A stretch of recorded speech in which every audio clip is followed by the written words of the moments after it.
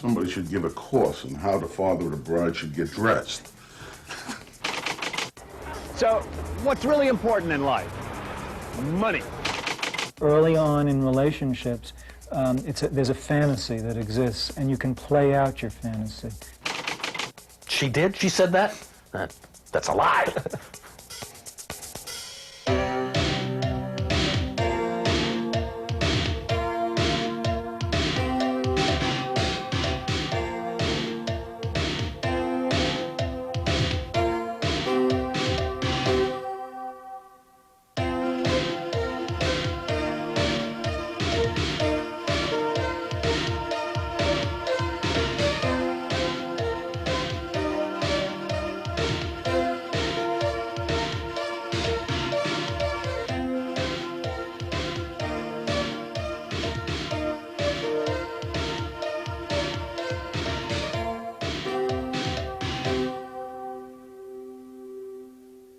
Hello, this is Esquire, about men for women, and I'm Matt Lauer.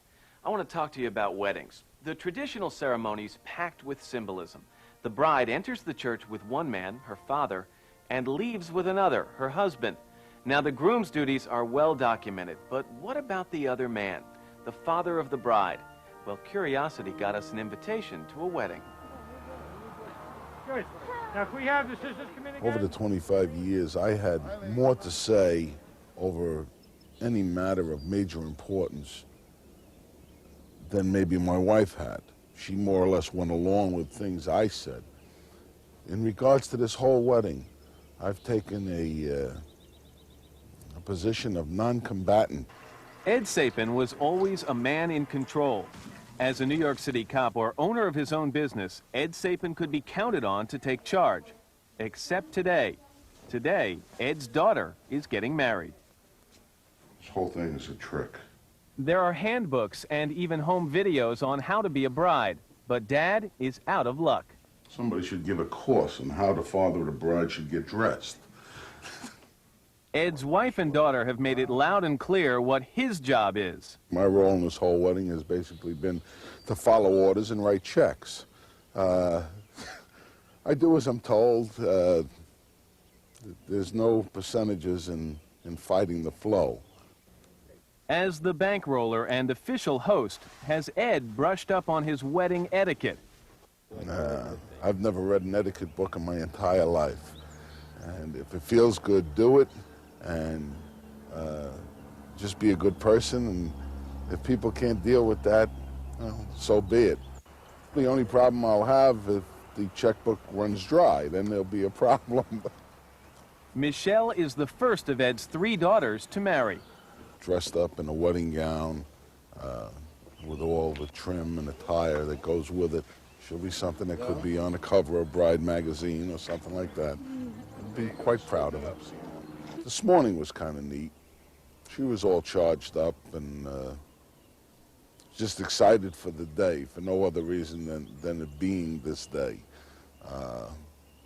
And she was acting extremely giddy. She was like a 15-year-old kid again. It was kind of neat. A wedding day makes every father remember the good and even the bad times. She was always, I have to say, a real pain.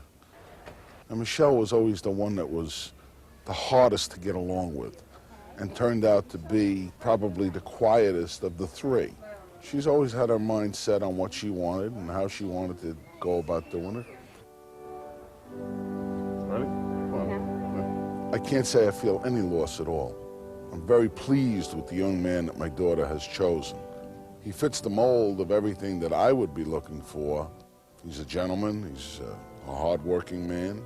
I feel that we've just increased the size of our family by adding Tony to it. I got a little wetness over here. I don't know what happened. It must have been a raindrop, but yeah, it kind of catches up with you. No, but I'm feeling good. And it seems like 100 years ago that when Michele told me that they were going to get married. Tony invited my wife and myself out to dinner one evening and formally proposed the question to me if he could have the hand of my daughter in marriage. You know, it was something that you don't expect today, and it was quite nice in the way he did it. If they were to ask for my advice in regards to making the marriage work, I can only remember back that the first year was the hardest year, you know, and to just go slow and work out whatever problems you do come up with, because you know there's going to be problems. Nobody gets married and lives happily ever after without ever having a problem. Ed remembers another wedding day 25 years ago and the advice he got from his bride's father. It wasn't actually advice, it was more or less an order. My little girl, take good care of her. And I think I've done that. I think I've done a fairly good job at taking care of his little girl. And hopefully Tony will take good care of my little girl.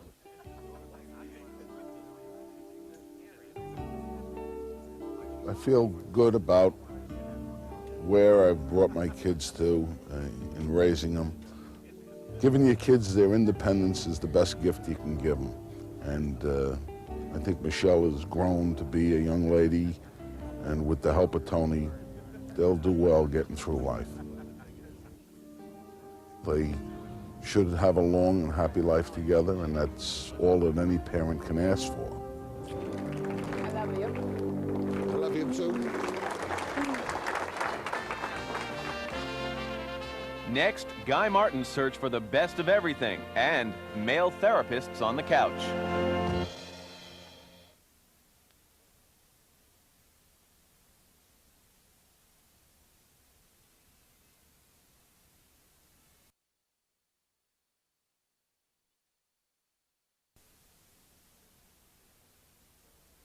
In his never-ending crusade to explain the truth about the American man, Guy Martin now takes on the male lust for the hunt.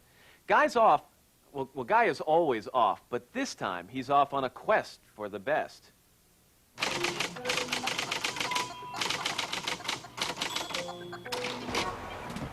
Park Avenue, tiara of the bejeweled island of Manhattan, zip code 10021, where there are more millionaires per square mile than any other place on earth.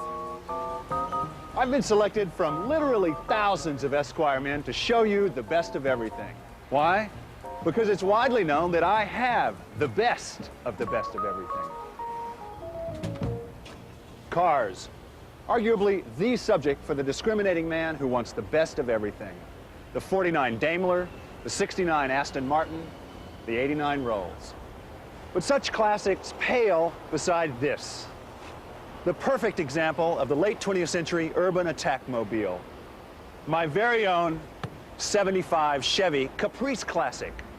Now, what makes this the best of everything in the world of automobiles? One, its color is dirt brown and thus never requires washing. Two, my grandfather gave me this car, thus it costs no money. Three, it's extremely unattractive and has factory AM sound, so that it's completely theft-proof. Finally, there's that je ne sais quoi. Call it style. What more can I say? Food has always been popular. But now one gets the sense that we need food, not just to eat it, but to be seen eating it. So what's man's best food? Meat on a stick. Appetizing, inexpensive, good for what ails you, right, Gus? Yes, all beef, all beef. There's no menu, no tipping, and you can eat it standing right on the street in front of hundreds of people. Meat on a stick, the best of everything in food. The most elusive thing of all, the best experience in the world. Is it true love? Is it winning the Nobel Peace Prize? No. Those things come to the Esquire man in due course, simply because he is the best of all possible men. So, what's really important in life? Money. And how do we get it? All we do is press a code into one of these things, and miraculously, efficiently, on demand, it gives us money. This is the best experience in the world. Mood-related electrical devices. The stereo, the lava lamp, the toaster.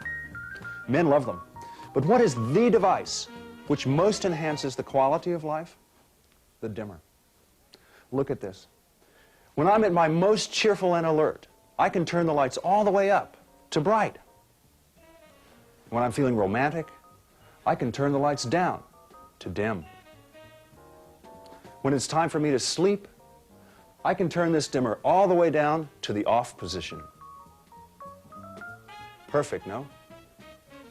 Dimmers, the best of everything in mood-related electrical devices. I'm Guy Martin. All right, Guy Martin speaks the truth. But there are some things men just can't talk about. Not with their wives or girlfriends, or even with their buddies. See, many of them turn to therapy. Now we're turning the tables. We're giving male therapists a chance to talk. And they're telling us what women have suspected all along. Men have one thing on their minds.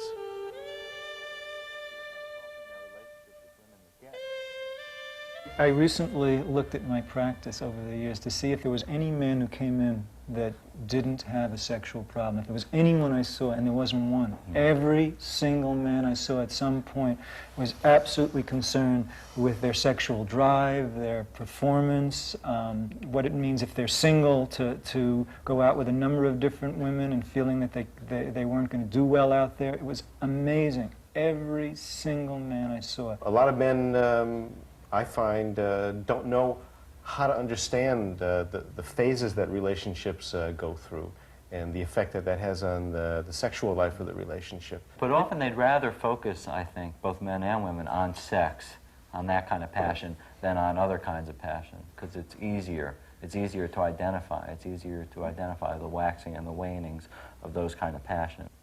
I see a lot of anxiety of not knowing whether they can maintain that kind of excited edge to their sex life with a long-term partner, and that just feeling like there's no way that they're going to be able to do that. There's a kind of vitality with a new partner in a new relationship that makes the sex very exciting and new, and there's a tinge of anxiety that keeps things alive, and that something happens in any relationship over time.